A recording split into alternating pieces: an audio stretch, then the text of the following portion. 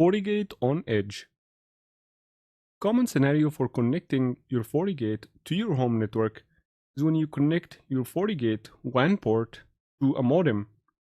Modem usually come with some sort of a layer 3 functionality where it will have some sort of a private network and it will own the public IP address of your internet service provider. This works fine for most cases, but in our case, since we're going to be building public services and public facing services such as VPN and SSL portals, we need to have the FortiGate on the public IP for best performance. As we see in this example right here, we are doing one layer of NAT on the firewall where all the traffic coming from my internal network will have the WAN 1 IP, which is internal, and the modem will do another layer of NAT and NAT all the traffic to the public IP to make it routable on the internet. So this double NAT situation is not suitable for our VPN traffic unless we do some workarounds. Now we have two options we can do to get over this issue. So the first option we can do is port forwarding. And port forwarding allow your modem to listen for a specific TCP or UDP port and forward this traffic to an internal IP address in your private network. This way you can have services that are not publicly facing be accessed from the internet through port forwarding.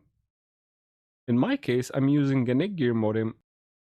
I can see different services that are already built in the modem such as HTTP, FTP, and Telnet.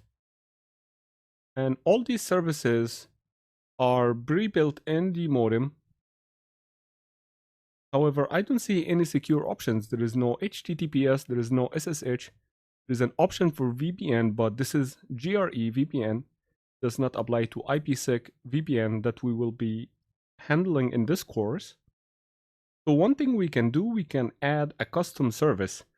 And custom service allows you to define which port the modem will listen on. So if I were to build a test VPN, we see that port 500 is the IKE port. This port is used for negotiation in VPN tunnels.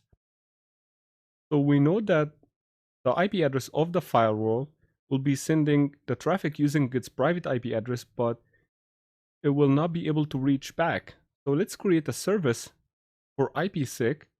We're going to define UDP 500 because this is the port that is used for IKE. And we need the port to stay the same on the internal network. It will not do any change for the port number. We can send this traffic to the firewall IP 192.168.0.11. I know this because I see the firewall sending from this IP. And then hit apply. This way, every time a traffic hits the modem on port UDP 500, it will send it to the FortiGate private IP address.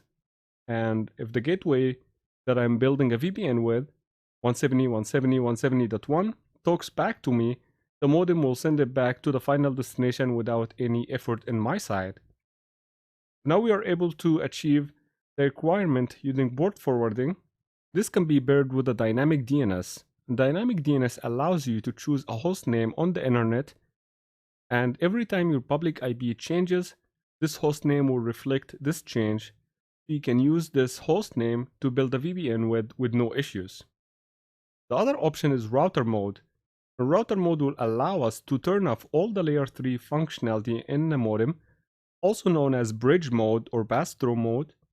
And once you hit apply after disabling this option, your modem will reboot and it will lose all its layer 3 functionality. You can no longer access or manage this modem through this IP address 192.168.0.1.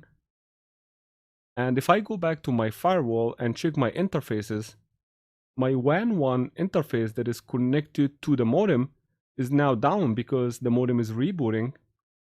And once my modem comes back up, I should be able to see the public IP address directly on the WAN 1 interface.